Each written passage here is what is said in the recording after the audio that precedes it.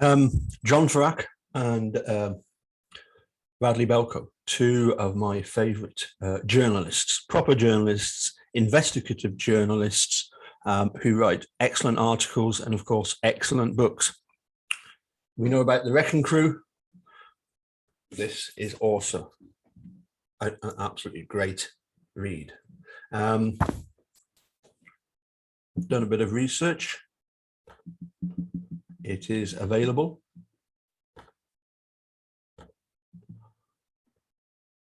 here on eBay, Blackos, Amazon. You can find it just about anywhere. I think I got mine through Amazon.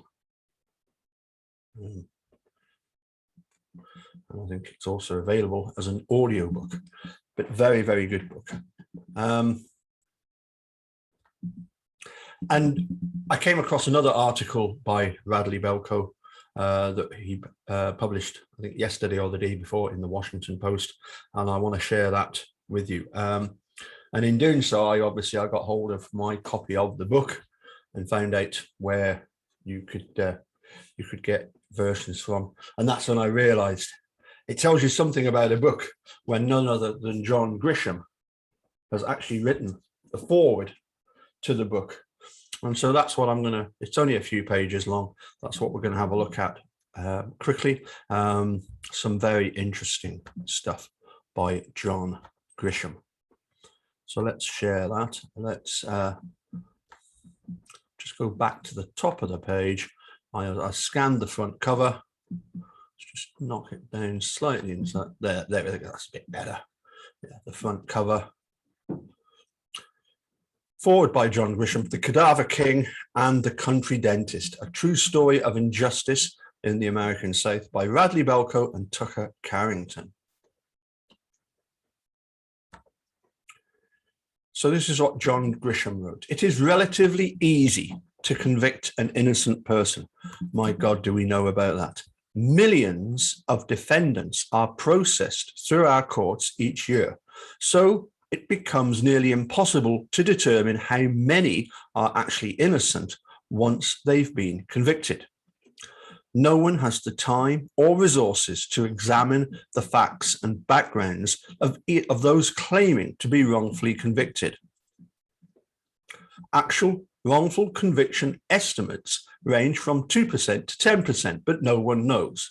These numbers may sound low, but when applied to a prison population of 2.3 million, they become staggering. Can there really be between 46,000 and 230,000 innocent people locked away? Those of us who are involved in innocence work firmly believe so.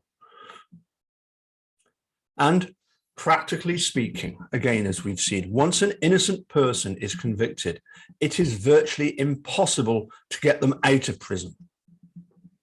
I serve on the board of directors of the Innocence Project in New York.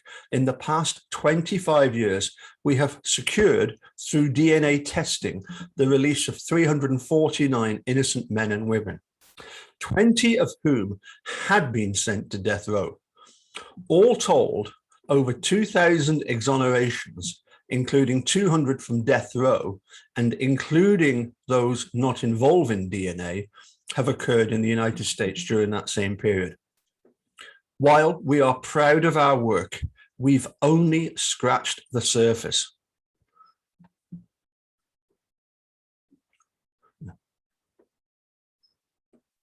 Wrongful convictions happen for 8 reasons.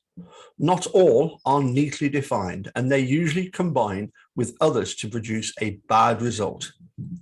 In some of the more egregious cases, the poor defendant unwittingly hit for the cycle and got nailed with all 8. In no particular order of importance, they are bad police work. And I have to agree with this.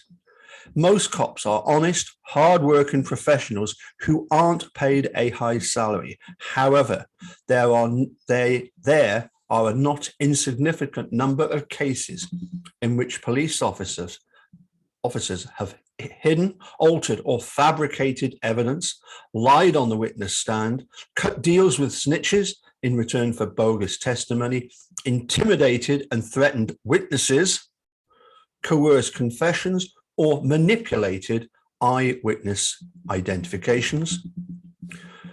Prosecutorial misconduct. Most prosecutors are honest, hardworking professionals who aren't paid a high salary, at least not compared to many other lawyers. However, there have been cases in which prosecutors hid exculpatory evidence, encouraged witnesses to commit perjury, lied to jurors, judges, and defense lawyers, used the testimony of bogus experts, or ignored relevant evidence beneficial to the accused. False confessions.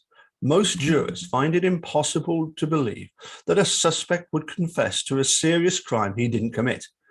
Yet the average citizen, if taken to a basement room and subjected to 10 consecutive hours of abusive interrogation tactics by experienced cops, might be surprised at what they would say under extreme duress.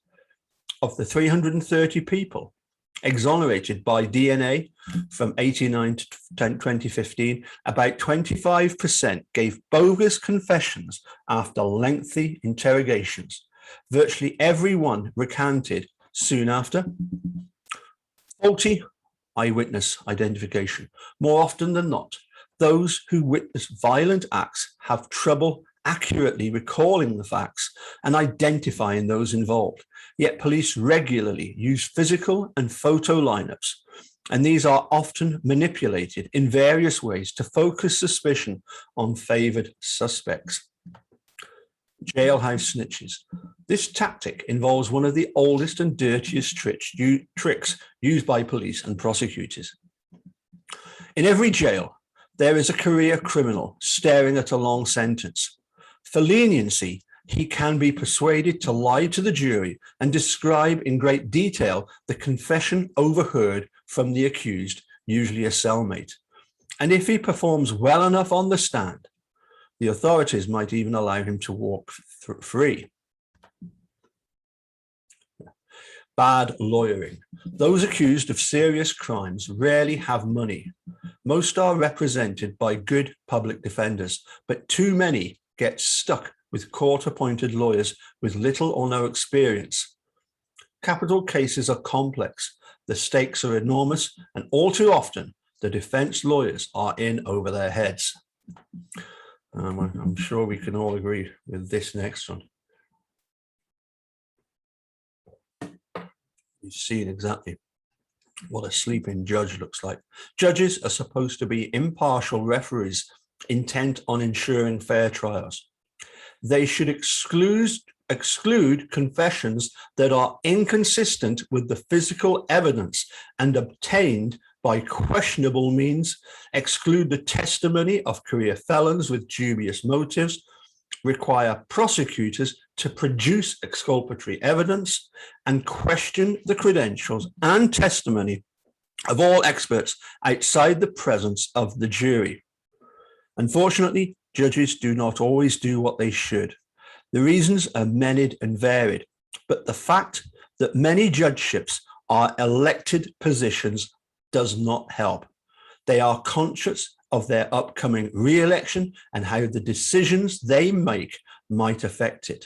And of those judges who are appointed and not elected, the majority are former prosecutors. Junk science. This is a major reason for wrongful convictions. Over the past 5 decades, our courtrooms have been flooded with an avalanche of unreliable, even atrocious science.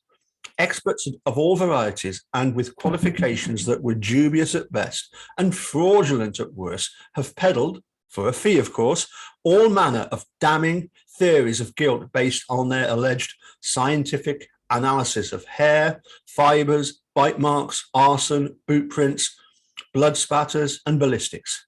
Of the 330 people exonerated by DNA tests from 1989 to 2015, 71% were convicted based on forensic testimony, much of which was flawed, unreliable, exaggerated, and sometimes even outright fabricated. University of Virginia law professor Brandon Garrett has studied virtually all of the trial transcripts of wrongful convictions that were later exposed by DNA-based exonerations. He writes, "There is a national epidemic of overstated forensic testimony with a steady stream of criminal convictions being overturned as the shoddiness of decades worth of physical evidence comes to light. The true scope of the problem is only now coming into focus." This book tells the story of two of the most ambitious and daring experts ever allowed in a courtroom. One was a controversial forensic pathologist who once boasted of performing over 2,000 autopsies in a single year.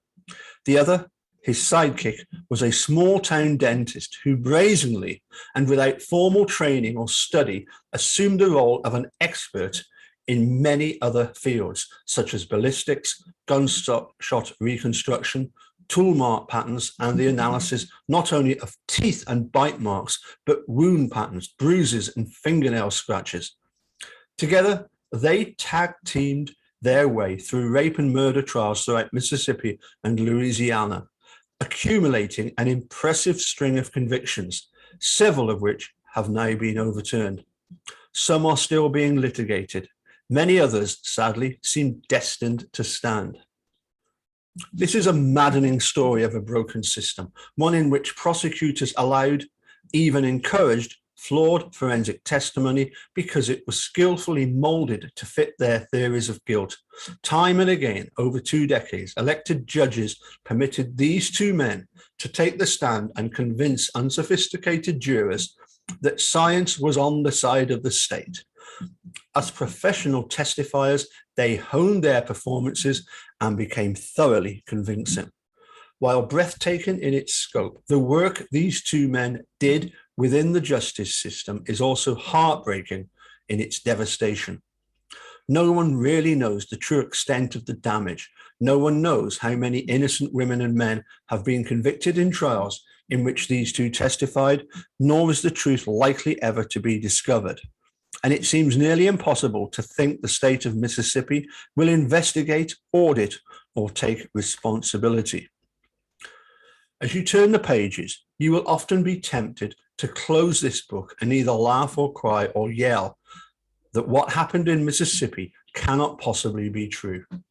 But it is. It happened in plain view and with the complicity of many who were sworn to uphold the law. It is my hope that this book might inspire those with the necessary will and persistence to finally bring justice for the men and women around the country who have been wrongfully convicted, and to fix the system so that nothing like this can ever happen again. I say John Grisham. Obviously, brilliant bit of writing of John Grisham's there. I'm going to get on and cover the article by Radley Balko, if not today, possibly tomorrow. Anyway, hope you enjoyed that, and we'll catch you all soon. Bye for now.